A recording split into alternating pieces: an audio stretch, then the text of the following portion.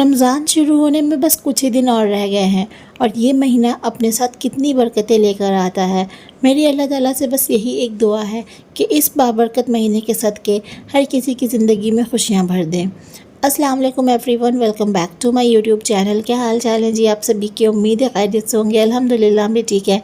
तो आज का जो व्लॉग है ये है basically Ramzan preparations part 2 and इस व्लॉग में मैं करूँगी अपने किचन की डीप क्लीनिंग।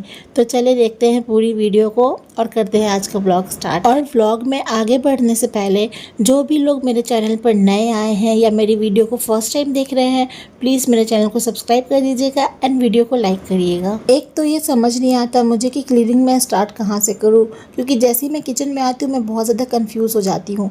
फिर मैंने सोचा चलो नीचे के कैबिनेट से शुरू करते हैं। ऊपर वाला तो मैंने पहले ही क्लीन कर दिया है, तो नीचे जो सबसे पहला वाला कैबिनेट था जिसमें मैं बड़े बर्तन रखती थी उसको मैंने साफ़ करना शुरू किया।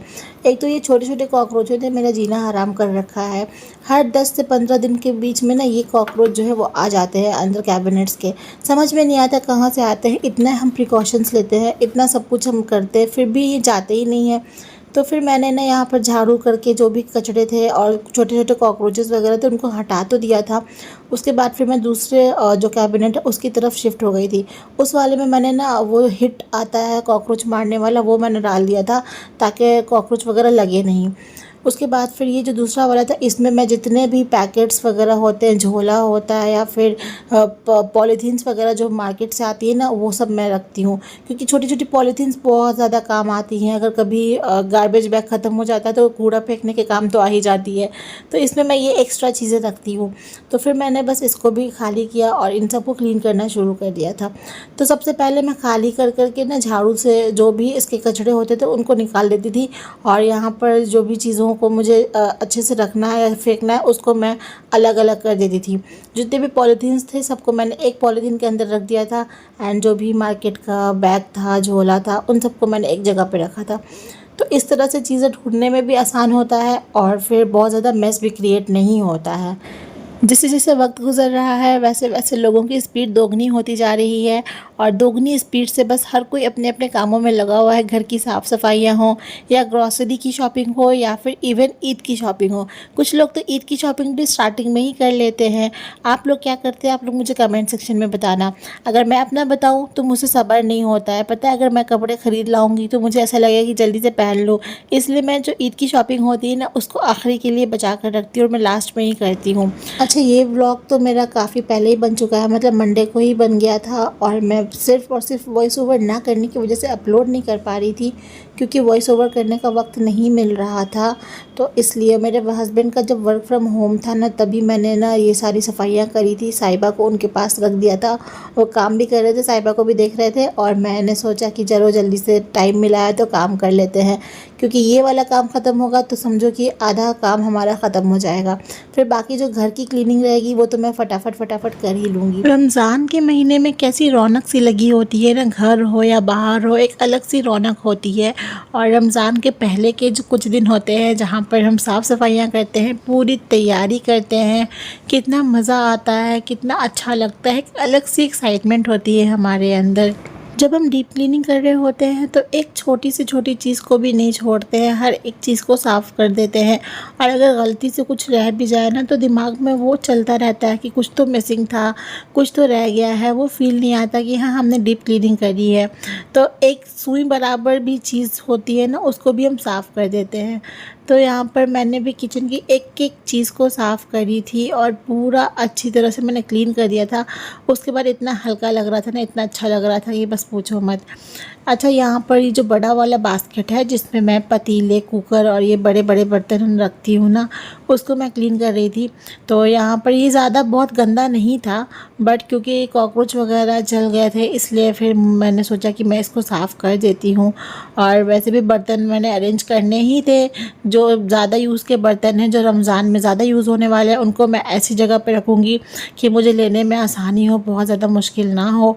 और वैसे भी किचन को सेटिंग करना होता है रमज़ान के अकॉर्डिंग, तो हमें बस आसानी चाहिए होती है उस चीज़ की जिसकी ज़्यादा ज़रूरत होती है, उनको हम ज़्यादा करीब रखते हैं ताकि हमें लेने में और ढूंढना ना पड़े और टाइम ना वेस्ट हो हमारा। उसके बाद फिर यहाँ पर मैंने जितने भी स्पाइस रैक्स थे उन सबको भी खाली किया और उन सबको भी वॉश कर दिया। हालांकि मैंने कुछ दिन पहले ही इनको धुले थे, बट फिर भी ना तेल तेल सा हो जाता है, चिपचिपा सा, तो इसलिए मैंने सोचा कि इनको भी मैं वॉश कर ही देती हूँ, तभी तो पूरा लगेगा ना कि हाँ मैंने डीप क्लीन करा है। तो यहाँ पे मैं बस उन्हीं सबको वॉश करने लग गई थी। अच्छा, अब ये जो सारी चीज़ें ना, बास्केट या स्पाइस रैक, ये सारी चीज़ों को मैं बालकनी में ला करके ही वॉश करती हूँ, क्योंकि किचन का जो सिंक होता है वो छोटा होता है और काफ़ी कंजस्टेड सा फील होता है मुझे, इसीलिए मैं ना यहीं पर लाकर आसानी से इसको धुल लिया करती हूँ।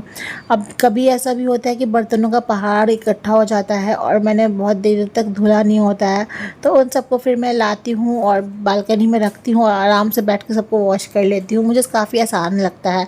वैसे भी किचन का से लगी हुई जो बालकनी होती है, वो बालकनी का वो यूटिलिटी एरिया ज़्यादा होता है, तो मेरे घर में ऑलरेडी 3 बालकनीज़ हैं, तो बाकी की 2 बालकनी तो नहीं, लेकिन ये वाली जो बालकनी है ये समझो कि यूटिलिटी एरिया ही है और इसमें सारी क्लीनिंग वॉशिंग का काम होता है।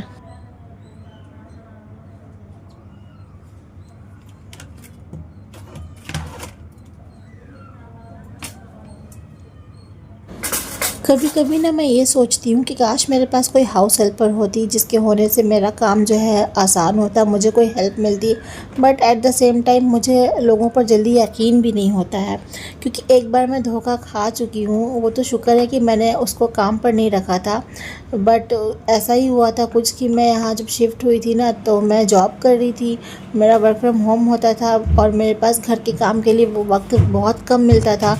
तो मैंने मेरे हस्बैंड को बोला था कोई हाउस हेल्पर के लिए, और उन्होंने मुझे मतलब ला कर के दिया भी था। उन्होंने बात करी थी, तो जिससे बात करी थी उन्होंने भिजवाया था।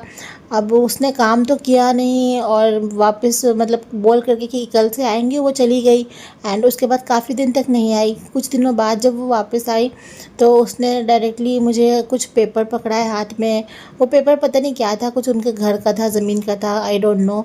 और उन्होंने फिर मुझसे कहा कि इस पेपर को रख लें और मुझे 20,000 रुपये की ज़रूरत है, 20,000 रुपये चाहिए। अब मैं तो शॉक में आ गई कि मैं कैसे ऐसे 20,000 रुपये दे सकती हूँ, मतलब मैं उसको जानती नहीं हूँ, काम के लिए बुलाया था तो आई नहीं, और अब आकर बोल रही है अचानक से कि 20,000 रुपये दे दो और मैं आपके काम करूँगी। तो आप ये ज़मीन का कागज़ रख लो घर का, और आपको अगर यकीन ना हो तो आप मेरे पास आकर के चेक करती रहना, मैं आपका काम करके और पैसे सारे वापस कर दूँगी। मैंने मेरे हस्बैंड को बोला, और वो जब आई दोबारा मिलने, तो फिर मेरे हस्बैंड ने उनसे बात करी और हमें ऐसा फ़ील हुआ कि वो सही लेडी नहीं है। अगर सही होती तो फिर वो जब काम के लिए हमें बुलाया था तो वो काम करने आती ना, सारी चीज़ें हो गई थी, सारी बातें उसने कर ली थी कि कितना महीना लेना है, क्या करना है, नहीं करना है, क्या क्या काम करना है। उसके बाद वो आई ही नहीं, तो इस तरह से फिर हमने उसको नहीं रखा। इसलिए उसके बाद से ना हमारा एक्सपीरियंस यहाँ पर बहुत ख़राब हो गया और हम अब किसी पे यकीन ही नहीं कर पाते हैं। इसीलिए कोई हाउस हेल्पर हम रखना नहीं चाहते हैं। अच्छा जी, मैंने तो उसको यहाँ तक भी ऑफ़र किया कि आप एक काम करो, कल से काम पर आ जाओ, काम करो, फिर मैं अपने हस्बैंड को बोलकर कुछ पैसे एडवांस तो एटलीस्ट दे सकती हूँ। तो उसने बोला ठीक है मैं कल से आती मैडम, और कल हुआ तो कल से वो आई ही नहीं।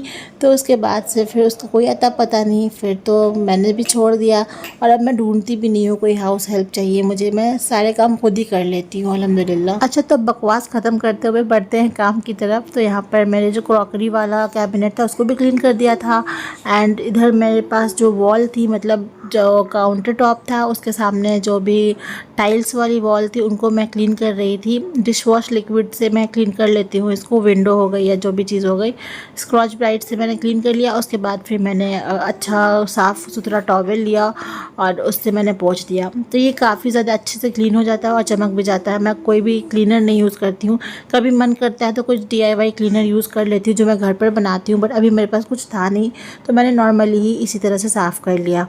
तो मेरे पास जितनी भी किचन में टाइल्स थी मैंने सबको इस तरह से चमका दिया था और इतना कोई अच्छा लग रहा था ना, साफ़ सुथरा हो गया था। तो बहुत ज़्यादा मेहनत नहीं करनी पड़ी थी, क्योंकि मैंने पहले भी बताया कि मेरे हस्बैंड ने अर्बन कंपनी वालों से इसकी सफाई करवा दी थी, तो इसलिए मैंने फिर दोबारा बहुत ज़्यादा मेहनत नहीं करी है, बहुत कम टाइम में मेरा ये सारा काम हो गया। पहले जब भी मैं ये सारे काम करती थी ना तो मुझे ज़्यादा टाइम नहीं लगता था, 3-4 घंटे में मैं पूरा किचन की डीप क्लीनिंग कर लेती थी। बट इस बार मुझे बहुत ज़्यादा वक्त लगा है, क्योंकि साइबा भी छोटी है, बीच बीच में वो रोने लगती थी, उसको फीड कराना होता था, उसको फिर खाने पीने का टाइम होता था तो उसको खिला रही होती थी, और इस तरह से कितनी ही बार उसने डिस्टर्ब किया होगा। तो बीच बीच में मैं रुक रुक कर काम कर रही थी। और ये जो मेरा काम है ये मैंने लंच के बाद दोपहर में शुरू किया था, कुछ 2-2:30 बजे के आसपास, और मेरा जो ये काम ख़त्म हुआ था वो हुआ था शाम के 7 बजे। फिर जाकर मैंने शावर लिया था, इतना कोई ज़्यादा लेट हो गया था मुझे सारे काम निपटाते हुए, वरना तो अगर इसने डिस्टर्ब नहीं किया होता तो बहुत जल्दी मैं ये सारे काम कर लेती। एनीवेज, तो ये सारे जो भी स्पाइस रैक्स थे ये सूख चुके थे और मैंने फिर इनको अरेंज किया था। कुछ छोटे मोटे स्लाइड से चेंजेस मैंने किए हैं, क्योंकि मेरे पास जो भी जार्स थे ना जिसमें मैं मसाले रखती थी, छोटे वाले ग्लास जार्स, उनको मैं यहाँ पर रखा करती थी, बट वो सारे के सारे इस पे फिट ही नहीं आते थे, कुछ ना कुछ रह जाता था। तो मैंने फिर थोड़ा सा चेंजेस कर दिया, इस पे मैंने जो भी बाकी की चीज़ें थी वो ला कर रख दी, और वो जितने भी स्पाइस जार्स थे उनको मैंने फिर दूसरे वाले स्पाइस रैक पे शिफ्ट कर दिया, और इस तरह से थोड़ा लुक भी चेंज हो गया और मेरा जो काम है वो भी आसान हो गया। मतलब अब मुझे दिक्कत नहीं होती है, सारे स्पाइसेस वगैरह एक जगह पे मुझे मिल जाते हैं। ऐसे तो मैं किसी भी ओकेजन पे सबसे एंड में किचन की डीप क्लीनिंग करती हूँ, बट इस बार मैंने फर्स्टली यही किया है, क्योंकि कुछ कंटेनर्स वगैरह मुझे कम लग रहे थे। तो मैंने सोचा था जब डीप क्लीनिंग करूँगी तो एग्जैक्टली मुझे पता चल जाएगा कि क्या क्या चीज़ें मुझे ख़रीदनी है और क्या क्या चीज़ें नहीं लेनी है। तो ये साफ़ करके मुझे एटलीस्ट ये तो पता चला कि मेरे पास कितने कंटेनर्स, कितने जार्स कम पड़ रहे हैं, क्या क्या चीज़ें मुझे ख़रीदनी है और क्या क्या चीज़ें अवेलेबल है। तो अब बस ये सारी चीज़ें हो गई हैं और मुझे जो ख़रीदना है मैंने वो नोट डाउन भी कर लिया है।